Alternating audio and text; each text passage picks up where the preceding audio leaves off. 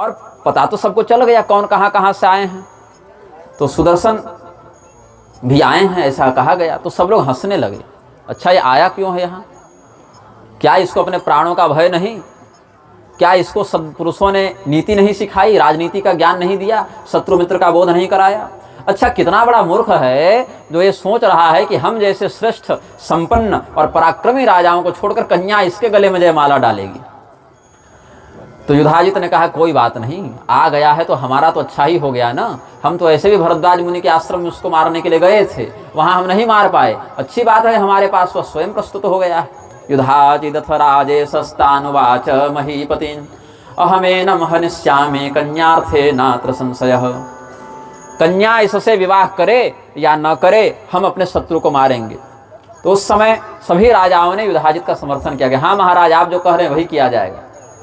अब सोचिए कि पूरे भारत के राजा जिसके विरुद्ध हों उसका साथ कौन दे। लेकिन धर्मात्मा जो हैं वो पक्ष को देखकर नहीं तथ्य को देखकर बात करते हैं। आज हमें चित्रकूट के एक व्यक्ति ने फ़ोन करके धमकी दी, हमने उनके गुरुजी के विषय में कुछ लिख दिया था, बोल दिया था, तो धमकी दी कि अरे हमारे गुरुजी के बारे में कैसे बोलते हो।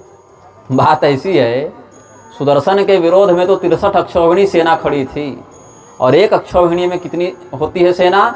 21,870 हाथी, 21,870 रथ, 65,610 घोड़े, 1,09,350 पैदल सैनिक एक अक्षौहिणी में होते हैं।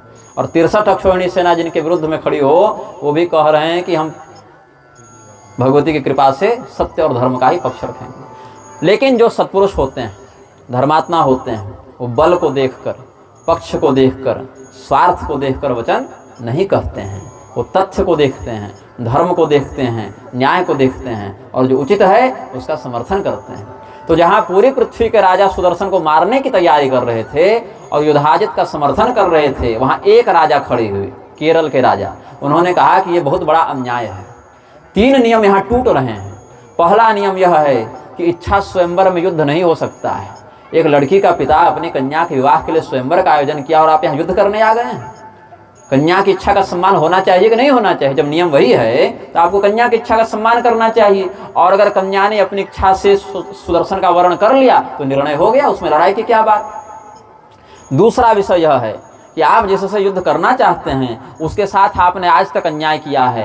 पहले आपने उसके नाना को मारा, फिर उसके पीछे पड़े, आपने उसको मारने के लिए बचपन में ही जब वो 4-5 साल का था तभी उसको मारने के लिए आप भरद्वाज जी के आश्रम में चले गए, उसके नाना को मार डाला, उसकी माँ को मारने के लिए तैयार हो गए। क्या इसके वंश में कोई दोष है? क्या इसके सद्गुण में कोई दोष है? इस प्रकार से अन्यायपूर्वक राज्य हड़पना, ये पहला नियम भंग आपने किया। राज्य हड़प लिया ठीक है, लेकिन उसके पीछे शत्रुओं को लगाकर हत्या का प्रयास करते रहना, ये दूसरा नियम भंग किया।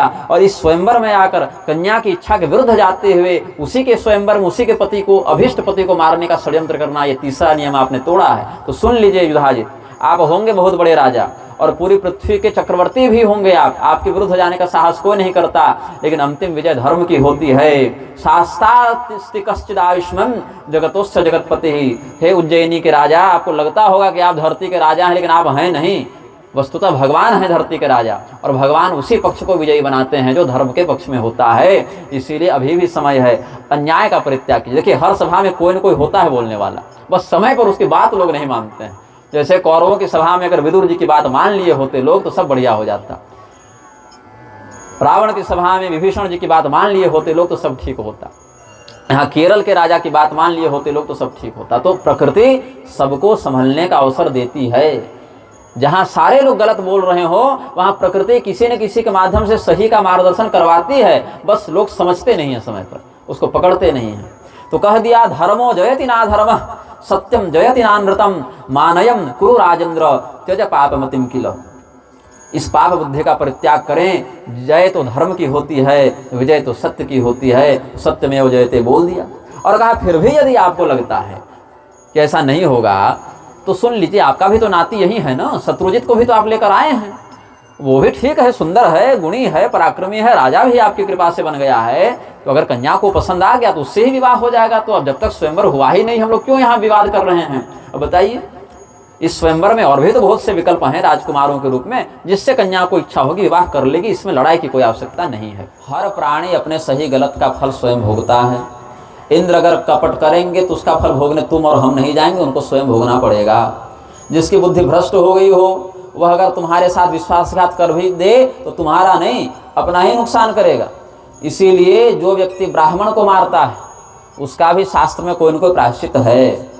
जो व्यक्ति गाय का मारता है, गोहत्या करता है, उसका भी कभी न कभी कोई न कोई प्रायश्चित है। जो भ्रूण हत्या करता है उसका भी कोई न कोई प्रायश्चित है। लेकिन जो विश्वासघात करता है उसका प्रायश्चित नहीं होता है।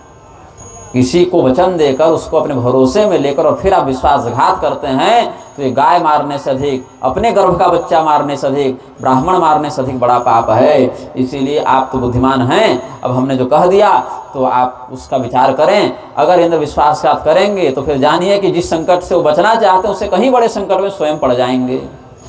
तो दुखम च समवाप्नोति नूनम विश्वासघातकः निष्कृतिर्ब्रह्महं त्रीणाम सुरापानां च निष्कृतिः सेतुबन्धं नरो गत्वा गंगासागर संगमम ब्रह्महा मुच्यते पापाद मित्रद्रोही न मुच्यते। शास्त्र क्या कहते हैं? रामेश्वरम में जाकर, जहाँ सेतु बंध है वहाँ जाकर, या गंगा सागर में जाकर व्यक्ति प्रायश्चित करता है तो ब्रह्म हत्या से छूट जाता है, किंतु मित्र के साथ विश्वासघात करने वाला वहाँ भी नहीं छूटता है। ये मित्र के साथ द्रोह करना इतना बड़ा पाप बताया गया। तो अगर इंद्र ऐसा करेंगे तो स्वयं फिर जिस दंड को भोगेंगे वही समझेंगे। इसीलिए वो दंड ही मिलता है, उसका प्रायश्चित नहीं होता, वो कष्ट भोगना ही पड़ता है। पुत्र सतर्क रहो, लोभी व्यक्ति, उन्मत्त व्यक्ति, परिस्त्रीगामी, पाप बुद्धि, मदिरा पीने वाले व्यक्ति, कपटी और दूसरे के दुख को देखकर स्वयं सुखी होने वाले व्यक्ति, इन पर भरोसा नहीं करना चाहिए। जो नशेबाज हो, चरित्रहीन हो और दूसरे को दुख ही देखकर जिसको हर्ष होता हो, ऐसे व्यक्ति पर भरोसा नहीं करते। भगवान को याद किए, एकाकी विजने छात्र संप्राप्त समयोचित। इसीलिए शास्त्र की एक और आज्ञा है। मेरी माता जी बचपन में मुझे जब राजनीति पढ़ाती थी ये सब बताई हैं। 5-6 वर्ष की अवस्था तक उन्होंने मुझे राजनीति पढ़ाई थी, जब हम 5-6 साल के थे तो। और ऐसे नहीं कि कोई क्लास में लेकर, हमारे घर में विद्या की बड़ी अच्छी व्यवस्था मेरे माता पिता ने की। पिताजी बाजार जा रहे हैं सब्जी लाने के लिए तो हमको साथ में लेकर जाते थे और चलते चलते उपनिषद पढ़ाते रहते थे, गीता पढ़ाते रहते थे। तो जाने जाने में आधा घंटा लगा, आधा घंटा आते जाते कितने श्लोक याद हो गए, कितने शास्त्र की बातें याद हो गई। और मंच पर हम 4 साल की उम्र से हैं, 4 साल के थे तब से प्रवचन कर रहे हैं। और दूध पिलाते पिलाते माता जी ने कितने रामायण महाभारत की कथाएं बता दी। बेटा दूध पी रहा है तो क्या करेगा, क्या सोचेगा, तो तब तक माता जी का मुख तो बोल ही सकता है कथा। फिर माता जी कथा सुनाती गई। तो बाल कांड से लेकर उत्तर कांड तक की रामायण हमने तब पढ़ ली थी जब हमने दूध पीना छोड़ा भी नहीं था। और एक दिन घर में हुआ हंगामा जब लवकुश को छोड़कर माता सीता घुस गई पृथ्वी के अंदर, तब उस दिन हमको बहुत बुरा लगा था, बहुत रोए थे। इतना रोए कि रात को 12-1 बजे पड़ोसी आ गए कि क्या हो गया। तब बताया गया सीता जी धरती में चली गई, भाई कष्ट हो रहा है तो रोएंगे नहीं तो क्या करेंगे। तो उस समय माता जी ने हमको कहा था, राजनीति जब पढ़ा रही थी तब कहा था कि राजा को कभी भी अकेले नहीं रहना चाहिए। जब राजा अकेले रहता है तो उसके ऊपर बहुत से शत्रुओं की दृष्टि रहती है। दूसरा उन्होंने पढ़ाया था कि राजा को कभी अपना वास्तविक परिचय नहीं देना चाहिए अगर वो अकेला हो तो। ये नहीं कहना चाहिए हम राजा हैं। अब राजा का वेशभूषा स्वरूप देखकर यही गलती प्रताप भानु ने की थी। उसने बता दिया था, पहले नहीं बताया था, बाद में उसने स्वीकार कर लिया। पहले तो कहा मैं मंत्री हूँ। तो राजा को कभी अगर एकांत में हो और अज्ञात व्यक्ति परिचय पूछे तो उसको अपना वास्तविक परिचय नहीं देना चाहिए कि मैं वहाँ का राजा हूँ। उसको बोलना चाहिए कि मैं वहाँ का अधिकारी हूँ, राज कर्मचारी हूँ, या मंत्री हूँ, या सेनापति हूँ, या ऐसा कुछ महत्वपूर्ण पद, ताकि वो डरे भी कि बड़े अधिकारी हैं। लेकिन सीधे राजा हूँ नहीं बताना चाहिए। दूसरा, राजा को कभी अकेले नहीं रहना चाहिए, अगल बगल या कुछ ऐसी स्थिति में रहना चाहिए कि कुछ लोगों की नज़र उस पर रहे, अगल बगल कुछ लोग रखें, देखते रहें। ये सब कुछ बातें हमको स्मरण आ गई। तो वही यहाँ पर एकाकी विजने छात्र संप्राप्त समयोचितः एवं विचार्य मनसा सस्मार हरिमव्ययम्। और फिर देवराज इंद्र के ऊपर पुष्प की वृष्टि हुई और उनको पुनः स्वर्ग का राजा बनाया गया। तब नंदन वन में, जहाँ देवराज इंद्र का शाही बगीचा है, देवोद्यान जिसको कहा जाता है, वहीं भगवती का मंदिर बनवाया। और पुखराज जो मणि होती है, पुखराज रत्न, उससे भगवती की प्रतिमा बनवाई थी। वहाँ स्वर्ग में जो नंदन वन में भगवती का मंदिर है, देवता जिसकी पूजा करते हैं, वो पुखराज की बनी प्रतिमा है और स्वर्ण का मंदिर है। और वहाँ से उनका नाम श्री देवी मंदिर उसको कहा गया। श्रीदेवी उनका नाम वहाँ स्वर्ग में हो गया और वो देवताओं की कुलदेवी के रूप में वहाँ पर प्रतिष्ठित हुई हैं। इसीलिए अपनी कुलदेवी का या कुल देवता का परित्याग नहीं करना चाहिए, उनकी कृपा से ही सब कुछ होता है। अब क्या है देखिए, आप लोग 6 बार ये प्रश्न किए हैं और मैं एक बार उत्तर दे रहा हूँ। हर व्यक्ति के जीवन में सुख भी हैं, दुख भी हैं, संयोग भी हैं और चमत्कार भी हैं। तो न किसी भी विषय पर हठात श्रद्धा करनी चाहिए, न किसी भी विषय पर हठात अविश्वास करना चाहिए। इस ब्रह्मांड की संरचना बड़ी जटिल है और ब्रह्मांड छोड़िए, हमारे शरीर की ही संरचना इतनी जटिल है। कितनी जटिल है! हमारे नेत्रों में भी चमड़ी है, हमारे हाथ में भी चमड़ी है। न हाथ से हमें दिख नहीं रहा और नेत्रों से हम किसी वस्तु को उठाकर इधर उधर नहीं कर पा रहे हैं। यहाँ जो खून बह रहा है वो अलग नहीं है और यहाँ जो खून बह रहा है वो अलग नहीं है। तो अगर चमत्कार खोजना चाहोगे तो हमारा शरीर ही आपको रोज आश्चर्यचकित करता फिरेगा, है ना। तो अपने आराध्य पर विश्वास करते हुए उनकी आराधना करती रहनी चाहिए, इतना ही धर्म का मत है। और उसके माध्यम से फिर जिस प्रकार का अनुभव आपको जीवन में प्राप्त हो, क्योंकि अगर केवल अलौकिक घटनाओं की बात करोगे तो वृत्रासुर के जीवन में कम चमत्कार था, रावण ने कम सिद्धियां दिखाई थी। केवल सिद्धियों का प्रदर्शन या केवल हमारे पास बहुत शक्ति है ऐसा प्रदर्शन की अगर बात की जाए तो एक से एक राक्षसों ने जितना चमत्कार दिखाया, जितनी सिद्धियां दिखाई, उससे तो देवता कांपते भागते थे। इसीलिए बुद्धिमान व्यक्ति क्या करते हैं, अपने आचरण का विधिपूर्वक सही मार्ग में प्रयोग करते हैं और उसके माध्यम से जब उसको कुछ अनुभव होता है, उस चमत्कार की कृपा का अनुभव करने के बाद उसी में जीवन भर नहीं घूम रहे होते हैं, क्योंकि जीवन सीमित है और विश्व के ब्रह्मांड के शक्तियों के चमत्कार अनंत हैं। आप पूरा जीवन भी लगा देंगे तभी इससे पार नहीं जा सकते। इसीलिए उसको कृपा समझनी चाहिए, उस पर स्वीकार करना चाहिए, उसको प्रणाम करना चाहिए। लेकिन ध्यान जीवन का कहाँ लगाना चाहिए कि इसके पूर्ति के बाद हमें जहाँ जाना है वहाँ हम क्या खाता वही लेकर जाएंगे, वहाँ क्या हमारे लिए लिखा रहेगा। इसीलिए भगवती का विधिपूर्वक और अधिक से अधिक निस्वार्थ भाव से पूजन करते हुए अपने जीवन को सदाचार युक्त बनाते हुए आपको निष्ठापूर्वक धर्म का पालन करना चाहिए। उसके माध्यम से जब प्राण रक्षा हो जाए, जैसे इस कार्यक्रम से पहले क्या हुआ, हमको सूचना मिली कि किसी को 11,000 वाला करंट लगा था, जो भी था बड़ा तार गया वो लगा था, लेकिन वो व्यक्ति नहीं मरे, उनके जीवन की रक्षा होनी थी। तो चमत्कार तो यहाँ भी देखा जा सकता है अगर देखना ही कोई चाहे तो किसी पुण्य के माध्यम से ही कोई संरक्षण होता है, किसी पाप के माध्यम से ही कोई हानि होती है।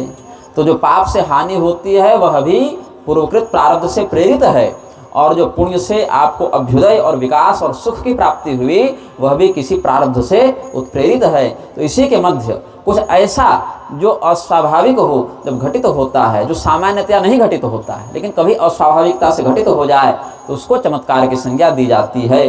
और ऐसी स्थिति में व्यक्ति का क्या कर्तव्य है, इष्ट कृपा का अनुभव करते हुए उनको धन्यवाद दीजिए, प्रणाम कीजिए और विधिपूर्वक धर्म के पालन में आगे जीवन को प्रबंधित कीजिए। यही धर्मशास्त्र का मत हमारी दृष्टि में है। इसलिए बहुत फंसाने वाली और मोहित करने वाली और उलझाने वाली भाषा नहीं बोलते हैं। उलझाने वाली भाषा बोलने वाले अगर हम होते तो भगवती की कृपा से, गुरुओं की कृपा से, माता पिता की कृपा से हमने जितना अध्ययन किया है इस 28 साल के शरीर में अभी तक, हमारे दरबार में भी लाखों लोग आ रहे होते। लेकिन लोगों को ज्ञान नहीं चाहिए, लोगों को धर्म का उपदेश नहीं चाहिए, उनको मनोरंजन चाहिए, उनको कुछ ऐसा चाहिए कि उनकी बुद्धि को बस अच्छा लगे, वाह गजब हो गया। तो इससे जीवन का संभव नहीं है संचालन। क्योंकि आपकी उम्र कितनी है, 50-60 साल मान लीजिए आयु है, 10-20-30 साल और जिएंगे, उसके बाद भी ये संसार रहेगा किसी और पीढ़ी के माध्यम से। आप नहीं होंगे इस रूप में, ये संसार रहेगा। तब भी घटनाएं विविध प्रकार की घटित होंगी और तब भी सुखी होंगे लोग, तब भी दुखी होंगे लोग। इसी में से अपना कैसे कल्याण करना है, ध्यान इस पर लगाइए। जिन व्यवहार के माध्यम से हम सब एकजुट होकर, एकनिष्ठ होकर और इष्ट कृपा का अनुभव करते हुए एक दूसरे के लौकिक और पारलौकिक हित का साधन कर सकें, बुद्धिमान व्यक्ति को उसी मार्ग का अनुसरण करना चाहिए। वानरों ने चमत्कार नहीं देखा। जब एक रावण करोड़ रावण बन गया तो क्या किया वानरों ने, अरे ये तो ज़्यादा, हमारे राम जी तो एक हैं, रावण तो 1 करोड़ हो गया, चलो उसी की पूजा करने लगे। ऐसा भी नहीं किया उन्होंने। जिस समय भगवान ने बाण चलाया तो माया भी समाप्त हो गई। तो माया चमत्कार ये राक्षस भी कर सकते हैं, ये देवता भी कर सकते हैं, और उन्हीं देवता या राक्षसों की कृपा प्राप्त मनुष्य भी कुछ अंश में वो कर सकते हैं। तो उससे ब्रह्मांड की मौलिक सत्ता प्रभावित नहीं होती है। मौलिक सत्ता सदाचरण से प्रभावित होती है, और जिस प्रकार के आचरण का शास्त्र ने उपदेश किया हो उसी को ध्यान से श्रवण करना चाहिए। और वह जब सिद्ध हो जाएगा तो आप स्वयं में ही एक चमत्कार हो जाएंगे। हम यह मानते हैं कि तुलसीदास जी का जीवन स्वयं में ही एक चमत्कार है। सूरदास जी का, रैदास जी का, मीराबाई का जीवन ही अपने आप में एक चमत्कार है। क्यों? क्योंकि उन्होंने उस इष्ट का उस श्रद्धा से और उस अनुशासन से भजन किया है। ये कर लेंगे तो फिर सभी चमत्कार सार्थक हैं। ये नहीं कर पाए तो मनोरंजन के अलावा कोई विशेष लाभ नहीं होगा। तो चमत्कार की सार्थकता कब होती है? जब व्यक्ति स्वयं सदाचारी होकर उस इष्ट का विधिपूर्वक अनुसरण करे, उसका पूजन करे। तो आशा है कि आप सब हमारे मंतव्य को समझ गए हों।